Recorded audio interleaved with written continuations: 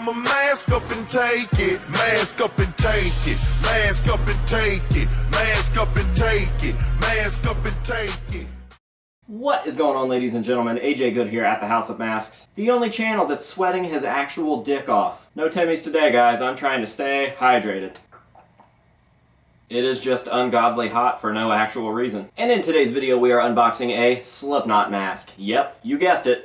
A Slipknot mask. This is a mask that I've gone back and forth a lot on since its debut. When the teasers hit, I was definitely very excited to see this piece. Then when I saw the piece, I was just kind of underwhelmed. And since then, I've seen it in shots that make it look amazing and shots that make it look not so great. At the end of the day, I just think that what we have here is another massive missed opportunity. Slipknot's pretty notorious for this, especially with masks. And as much as I like about this mask, there are some serious flaws, at least aesthetically. Sculpt-wise, I really don't understand why the smallest 5-second tweaks weren't made to make this mask look just a little bit more sinister. Now, my first complaint might be something that is actually a mistake or a defect, because I haven't noticed it in every single shot or every piece of footage of this mask, but it's definitely there on some variants. For whatever reason, Clown has a stroke eye. One of the top pieces of the eye holes, or the eyelid if you will, just kind of sags on one side of the mask. It's just really strange looking and can definitely throw you off aesthetically and take the mask from something that could be scary to something that's just kind of goofy looking. Like I said, I don't know if this was a mistake or something that happens during the actual vacuum forming process, but it can really take away from the mask when you're looking at it, especially for an extended period of time. If this isn't a mistake that happens when you are doing the actual vacuum formed pulls of the mask, and it is a sculptor error, then I truly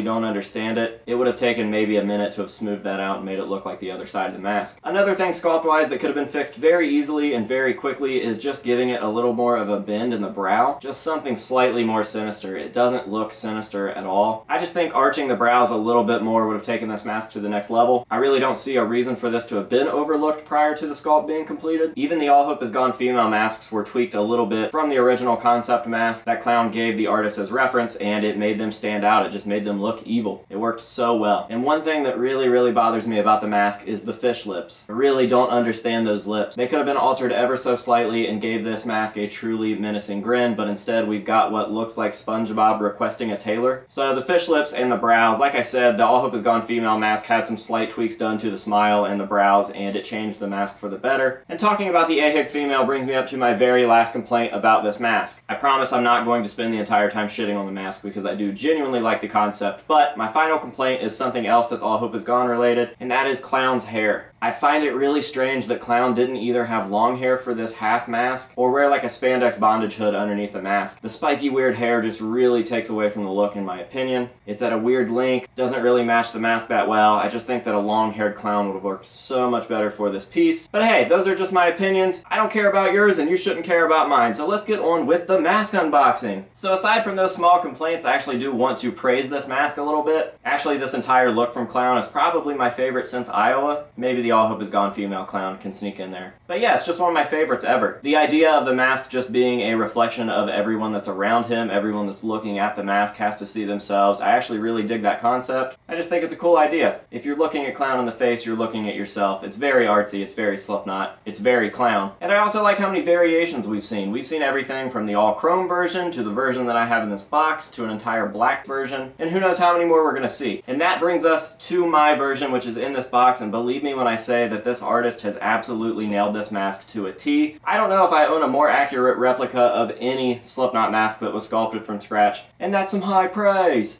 That's high praise!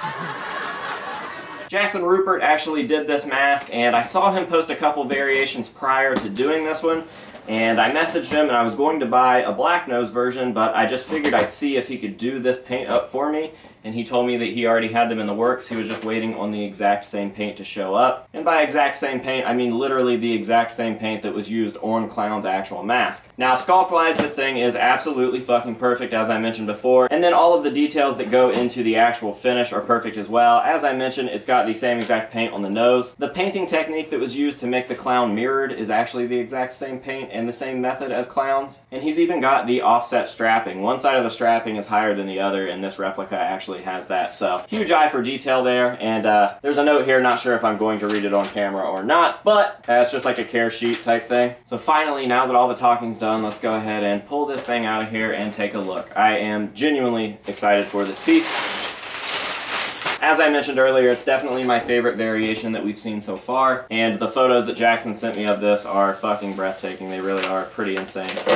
As you can see, super, super nicely packed. Definitely wasn't going to get hurt in shipping, that's for sure. And I can see the mask peeking out of here, and it looks fucking wild. Alright, here we have it in the bag. I'm gonna go ahead and take it out of there and let you guys get a nice look at it. Fucking sick. Now, for those of you guys wondering, this one is actually referred to as the UV version because the clown nose was painted in a very bright neon red UV paint, and I definitely think that it stands out on the mask. Like, it's fucking super sick. This is definitely my favorite version so far. As you can see, we've got the stroke eye there, so I'm guessing it's intentional now. And even if it's not, Jackson went the extra mile to go ahead and bend that out for me. So I will go ahead and say right off the bat, this is a fathead friendly mask. A lot of you larger guys are always asking me, does this mask fit a so-and-so head? Would this fit my big ass head? Blah, blah, blah, blah, blah. This one will definitely fit your head. It is fucking huge. I always call it massive.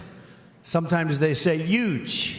Not a bad one. Huge! So Jackson does make these to sell. He actually throws them up in batches if you're in the Slipknot Masks and Jumpsuits group. You gotta be pretty fucking lucky to get in on these because they usually sell out in like 2 minutes flat. He'll throw a batch of 3 up, and within seconds there's already a comment that says 1 is sold, 2 is sold, they're all sold, thank you very much. But he said that he's working on a new way to get these to people in a better fashion, so I guess look forward to that in the future. And if you would like to check out all of Jackson's endeavors as far as the FX stuff goes, I'm going to add his information down below. That way you guys can go check him out. And yeah, I think I've pretty much run this video into the ground, so I'm gonna go ahead and show this guy off up close, and that'll be that. So huge shout out to Jackson for hooking me up on this thing. I definitely appreciate it. Thanks to you guys for watching. Say no to drugs and alcohol, and until next time, I will see you later.